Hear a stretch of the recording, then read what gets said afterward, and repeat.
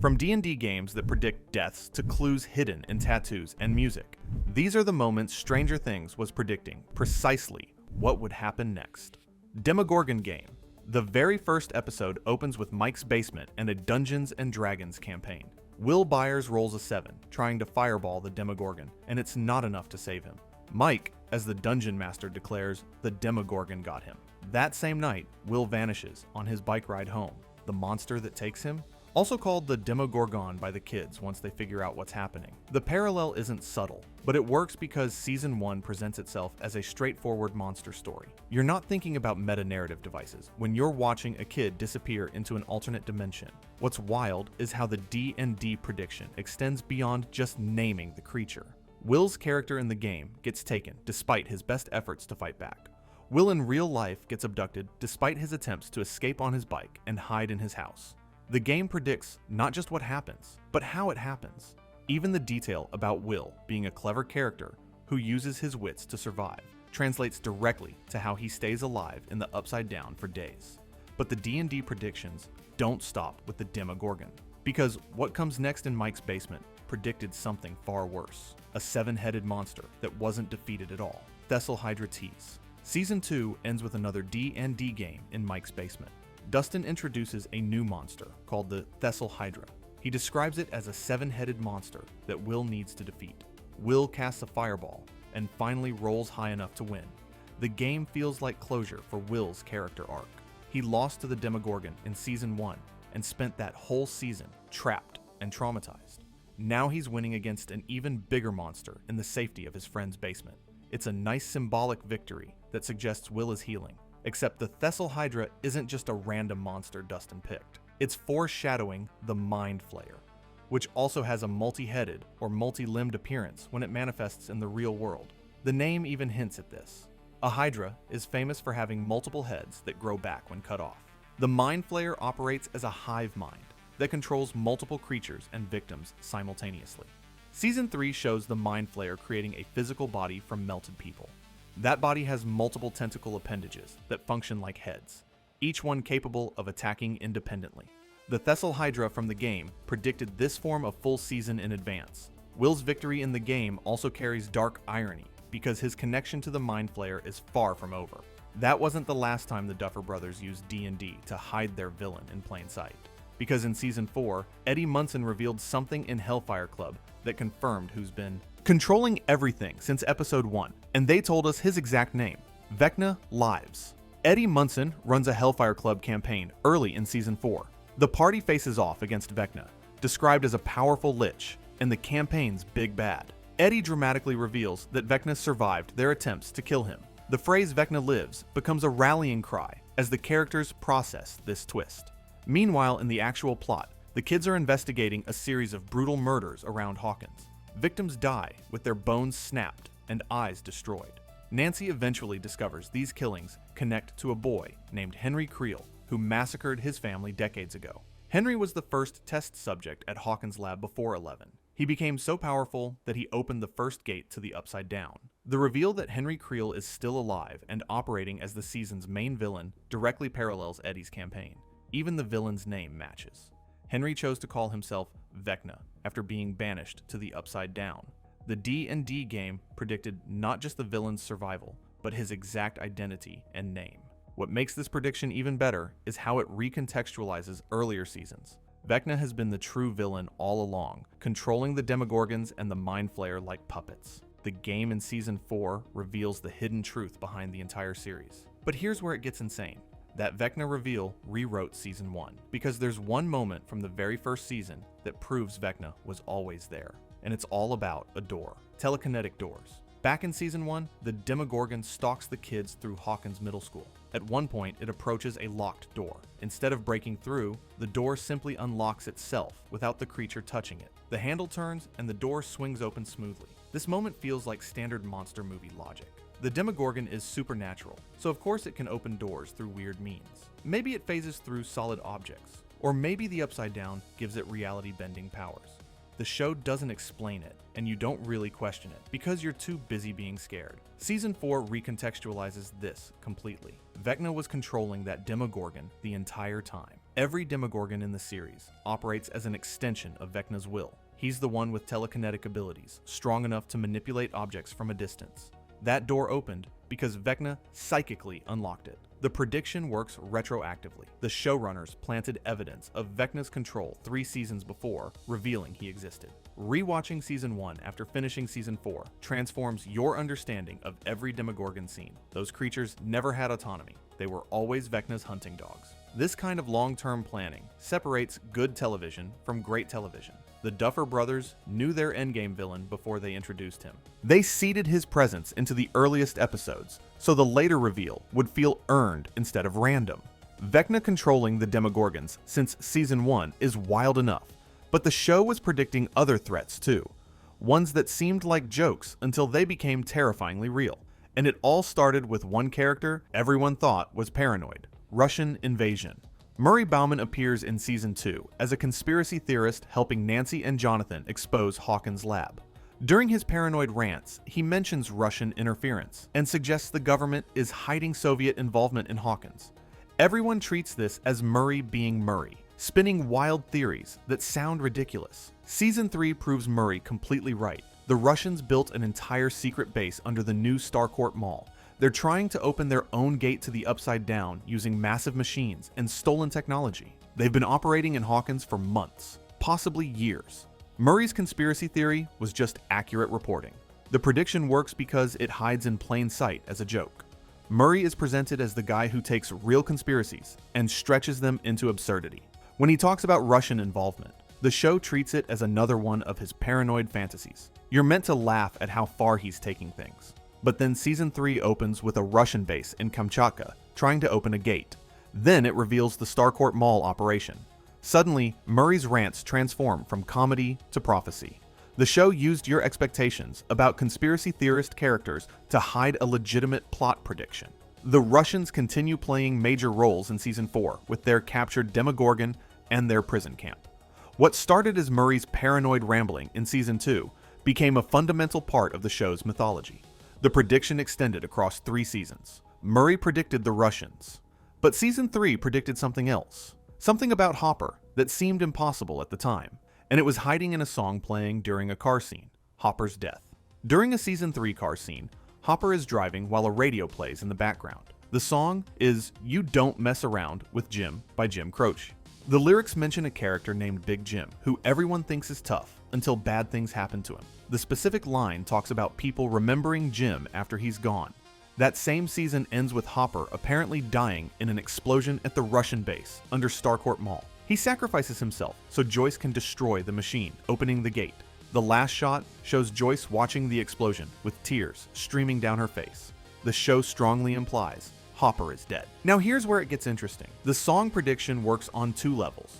First, it foreshadows Hopper's apparent death at the end of Season 3. Second, it hints that his death isn't permanent. The lyrics talk about remembering someone who's gone, not someone who's dead. The distinction matters. Season 4 reveals Hopper survived and got captured by Russians who were also escaping the explosion. He's been imprisoned in Kamchatka the whole time. Joyce and Murray eventually rescue him. The song predicted both his disappearance and his survival. He was gone, but not actually dead. Whether the Duffer Brothers planned this specific song for this specific scene, or whether it was a happy accident, doesn't really matter. The prediction works perfectly either way. It's the kind of detail that makes rewatching the series feel fresh because you catch new connections. But songs and games aren't the only prediction methods, because Season 4 introduced an object that appeared decades ago in the show's timeline and revealed exactly how Vecna operates: a grandfather clock. Clock portals. Victor Creel describes his family's massacre in Season 4. He talks about how the attacks happened around the same time each night. He mentions the old grandfather clock in their house and how he'd hear it chiming before the horror started. The clock becomes associated with death and trauma in his story. Later in Season 4, Vecna's victims all report seeing a grandfather clock before he kills them. Max sees visions of the clock appearing in impossible places. The clock has 4 Roman numeral 4s on its face, instead of the standard 12 numbers. Each 4 represents one of Vecna's victims. Every time Vecna kills someone, a new gate opens in Hawkins. The clock in Victor Creel's story was the first prediction of how Vecna operates. The chiming wasn't just atmospheric horror, it was Vecna announcing his presence before attacking the Creel family. The same pattern repeats decades later with his new victims. The clock serves as both his calling card and a visual representation of his time manipulation abilities. What makes this prediction brilliant is how it spans decades within the show's timeline. Victor Creel's story takes place in the 50s. Season 4 happens in the 80s.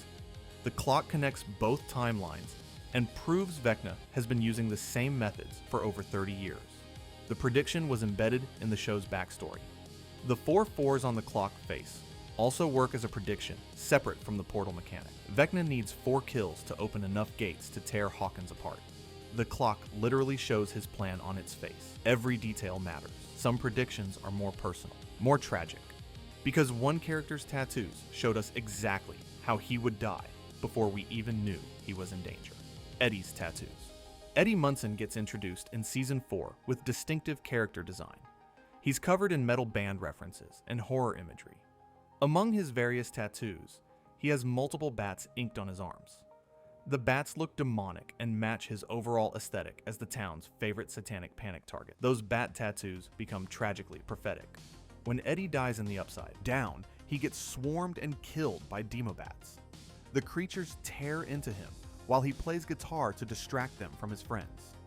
His final act is heroic, but the method of his death directly mirrors the images permanently marked on his skin. This prediction works differently from the others. The D&D games predict upcoming threats for everyone. Eddie's tattoos predict only his personal fate. It's like he was unconsciously marking himself for death the moment he chose that particular design. The show never explains why Eddie had bat tattoos specifically. It just uses them to add extra tragedy to his demise. Fans debated whether this was intentional foreshadowing or a coincidence the writers noticed and used. Either way, it works emotionally. Rewatching Eddie's introduction scenes hits harder when you know those tattoos represent his future. Every time he gestures or moves his arm, you see his death stamped on his skin. The Duffer Brothers confirmed in interviews that they layer their show with intentional details. When asked about Eddie's tattoos, they said everything is very intentional that we do. That confirms the bat tattoos were deliberate foreshadowing. Eddie was marked for death from his first scene. Eddie wasn't the only character whose own words and actions predicted their fate, because Jason Carver promised violence throughout Season 4, and the universe took him at his word. Split warning. Jason Carver leads the basketball team in a witch hunt against Eddie during Season 4. He gives speeches rallying the town and his teammates against Hellfire Club. During one particularly intense moment, Jason promises they'll tear their enemies apart. He uses violent language about splitting people in two and destroying them. Jason dies at the end of Season 4 in exactly the manner he threatened. When Vecna's fourth gate opens, a massive earthquake splits Hawkins. Jason happens to be standing right where one crack forms. The ground opens beneath him and quite literally splits him in two. His body falls into the chasm in separate pieces. The prediction works as karmic irony. Jason spent the season threatening violence and using eliminationist rhetoric. The universe took him at his word and delivered exactly what he promised to others. His own violent language predicted his violent death. What makes this especially effective is how Jason represents the town's worst impulses. He's the satanic panic embodied. He's mob justice and fear. Having his own words come back to kill him feels thematically appropriate beyond just the surface prediction. The show is commenting on how violent rhetoric ultimately destroys the people spreading it. The split in two language also connects to the broader theme of division running through Season 4. Hawkins literally splits apart by the end. Friendships split when people choose different sides. The community splits between those who believe in monsters and those who blame Eddie. Jason's death was karmic, but the most important prediction in the entire series has been building since Season 1, and it's about Will Byers. Because what everyone thought was trauma was actually something far more powerful, hiding in plain sight for 5 seasons. Will's sensitivity. Throughout Season 2, Will experiences episodes where he freezes and sees visions. He describes feeling a presence in the back of his head. His neck tingles whenever the Mind Flayer or anything from the Upside Down gets close. The show treats this as trauma and lingering infection from his time in the Upside Down. Season 3 continues this pattern. Will's neck tingles when the Mind Flayer returns to Hawkins. He can sense the creature's presence before anyone else notices. His connection to the Upside Down makes him an early warning system. The group learns to trust Will's instincts about supernatural threats. Season 5 reveals this sensitivity was always predicting something bigger. Will doesn't just sense the Upside Down. He has actual powers connected to it. His role in the final season positions him as a key player, with abilities he can actively use. The neck tingling wasn't just a symptom. It was his power manifesting in its earliest. The Duffer Brothers confirmed in interviews that Will's arc was planned from the beginning. Noah Schnapp, who plays Will, discussed how the showrunners told him years ago that Will would be crucial in the final season. Every instance of his sensitivity was building toward his power revelation. This prediction spans the entire series. Season 1 shows Will surviving the Upside Down when he shouldn't have been able to. Season 2 shows his connection lingering. Season 3 shows him sensing threats. Seasons 4 and 5 show him developing active abilities. It's 5 seasons of setup for one character's evolution. The genius is how they hid it. Will's sensitivity seemed like a liability for 3 seasons. It made him vulnerable and different from his friends. The show turned that perceived weakness into his greatest strength. The prediction was invisible because it looked like trauma instead of potential. Will's powers were predicted from day 1. But predictions aren't just about the supernatural, because one arcade game from Season 2 predicted an entire relationship and how it would almost end: arcade romance. Season 2 opens with the kids at the Palace Arcade playing Dragon's Lair. Lucas specifically plays this game, which features a knight rescuing a princess from danger. The game emphasizes the romantic relationship between the hero and the person he's saving. It's classic damsel in distress storytelling wrapped in 80s video game form. That same season introduces Max Mayfield, who Lucas immediately develops a crush on. Their relationship becomes a major subplot. By Season 2's ending, Lucas and Max are together. She literally becomes his princess in a metaphorical sense, though Max would absolutely punch anyone who called her a damsel. The prediction goes deeper. Season 4 features Lucas trying to save Max from Vecna. She gets targeted and nearly dies. Lucas stays with her in the hospital afterward. The arcade game from Season 2 predicted the core dynamic of their relationship 2 seasons later. Lucas as the determined hero, trying to protect the person he loves from supernatural danger. The Dragon's Lair game appears multiple times throughout the series. It's not just background decoration. It's a thematic touchstone for Lucas and Max's relationship. The game predicted they would end up together, and that their relationship would involve Lucas trying to save Max from real threats, not just video game ones. This is subtle foreshadowing that only becomes clear in retrospect. Season 2 presented the arcade game as period-appropriate set dressing. It wasn't until Season 4 that the game's plot paralleled the character's actual story. That's the kind of long-term planning that makes Stranger Things feel cohesive across multiple seasons. The arcade predicted Lucas and Max's entire arc. But the Duffer Brothers didn't just hide predictions in the show, they put them in comics too. And one comic book Will was reading predicted his transformation. Comic Parallels. In the tie-in comic The Other Side, Will is shown reading X-Men issue 134 while trapped in the Upside Down. This specific comic features the Dark Phoenix saga, where Jean Grey gains immense power that she struggles to control. The story deals with possession, corruption, and whether someone can be saved after being fundamentally changed by dark forces. The comic choice wasn't random. Will's story parallels Jean Grey's arc in several ways. Both get possessed by powerful entities. Both struggle with lingering connections to those entities after being freed. Both face questions about whether they're still themselves or if they've been permanently altered. The X-Men comic Will reads in the Upside Down predicts his own character journey. Season 5 takes this further by giving Will actual powers connected to the Upside Down. Just like Jean Grey gained the Phoenix Force, Will gained abilities from his time in the alternate dimension. The comic he was reading predicted his transformation from victim to powered individual. This prediction works across different media. The main Netflix series doesn't show Will reading X-Men. That detail exists only in the comic book tie-in, but it enriches the main story for people who engage with the expanded universe. It's a reward for fans who dig deeper into the franchise. The X-Men parallel also suggests potential dark paths for Will's character. Jean Grey eventually became corrupted by the Phoenix Force and had to be stopped by her friends. If Will's powers come from Vecna and the Mind Flayer, there's always risk he could be corrupted again. The comic might be predicting future conflict, not just past trauma. That X-Men comic predicted Will's powers perfectly. Prediction came from outside the Netflix series entirely, because a stage play revealed Vecna's origin story and predicted exactly how Season 5 would handle his powers.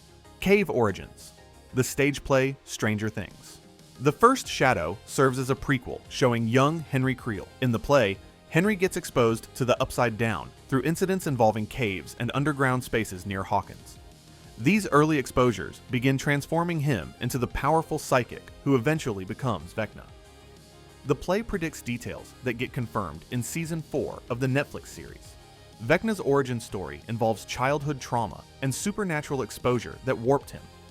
The caves from the play connect to the underground gate system that appears throughout the series. Everything ties together as one continuous mythology. This is prediction working through expanded media. The play came out between Seasons 4 and 5.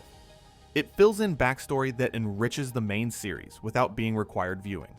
Fans who see the play get extra context for Vecna's character. Fans who skip it still understand everything they need from the show. The cave imagery also connects to other predictions. The Upside Down consistently appears underground, or through underground passages.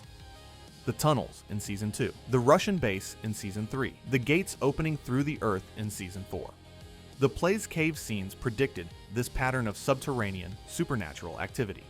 What makes the first Shadow interesting as a prediction device is how it works backward. It's a prequel that explains things the main series already showed, but it also sets up future plot points by establishing rules and connections. The play predicts how Season 5 will handle Vecna's powers and motivations by showing where they came from. The stage play filled in Vecna's backstory, but it all circles back to Will, because Season 5's episode titles themselves are predictions, and one title reveals exactly what Will becomes something his D&D character promised in Episode 1, Power Awakening. Season 5, Episode 4, titled Sorcerer, focuses on Will Byers embracing his connection to the Upside Down. The title itself predicts what happens.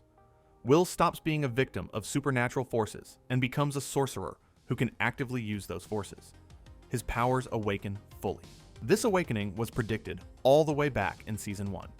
Will's character in Dungeons & Dragons is Will the Wise, a cleric with magical abilities. The boys establish Will as the magic user of their group from the very first episode. That D&D character predicted what Will would eventually become in real life. Every D&D session Mike runs features Will using magic creatively to solve problems. He's not a fighter, he's a support character who uses wisdom and magical ability to help the party. That's exactly how Will functions in Season 5. He uses his psychic connection to sense danger and eventually manipulate. The Hive Mind. The Sorcerer title also connects to the broader theme of Will reclaiming power over his trauma. He spent 4 seasons being victimized by the Upside Down. Season 5 transforms him from victim to hero. The magic user finally gets to use his magic. The prediction comes full circle. Noah Schnapp confirmed in interviews that the showrunners told him years ago Will would be essential in the finale. They've been building toward this since Season 1. Every episode where Will seemed weak or vulnerable was actually showing a hero in training. The prediction was hidden inside what looked like suffering. Will the Wise finally becomes Will the Sorcerer, but his powers go even further than anyone expected. Because that connection to the Mind Flayer that seemed like a curse, it's actually been his greatest weapon all along: Hive control. Will's connection to the Mind Flayer lets him sense when the creature is active. Season 2 establishes this thoroughly. Will can feel what the Mind Flayer feels. When they try to hurt the Mind Flayer by heating the tunnels, Will feels that pain. The connection goes both ways. Season 5 reveals this connection isn't just passive. Will can influence the Hive Mind actively. He demonstrates this by protecting Joyce from a Demogorgon attack using nothing but his psychic abilities. He doesn't just sense the Hive Mind, he can command it. This was predicted by every instance of Will's connection throughout the series. The Mind Flayer tried to use Will as a spy in Season 2. Vecna tried to reclaim him in later seasons. They wanted Will specifically, because his connection was strong enough to be useful. That strength flows both directions. The Duffer Brothers structured Will's arc as a slow build toward this moment. Season 1 trapped him. Season 2 infected him. Season 3 made him sensitive. Season 4 made him essential to finding Vecna.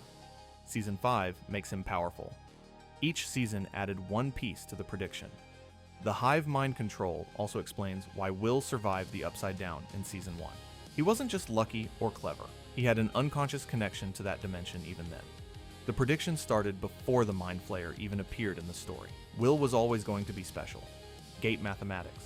Vecna needs 4 victims to tear Hawkins apart. This gets established clearly in Season 4.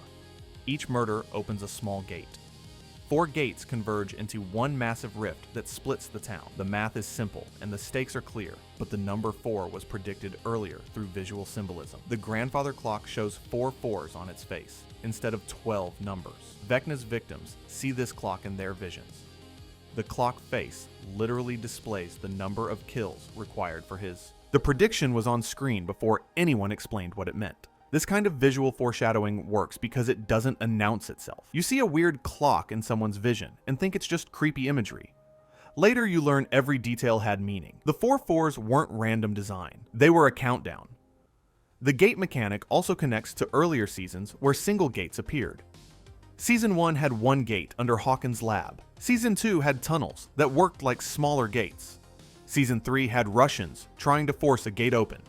Season 4 shows what happens when multiple gates overlap. The prediction built across 4 seasons toward one cataclysmic event. The number 4 also has meta-significance. Season 4 is when Vecna appears, and the full scope of the threat becomes clear. The season number matches the number of kills and gates needed. The show was predicting its own structure. If you enjoyed this video and want to see the evolution of Vecna, Henry Creel, click the video on the screen.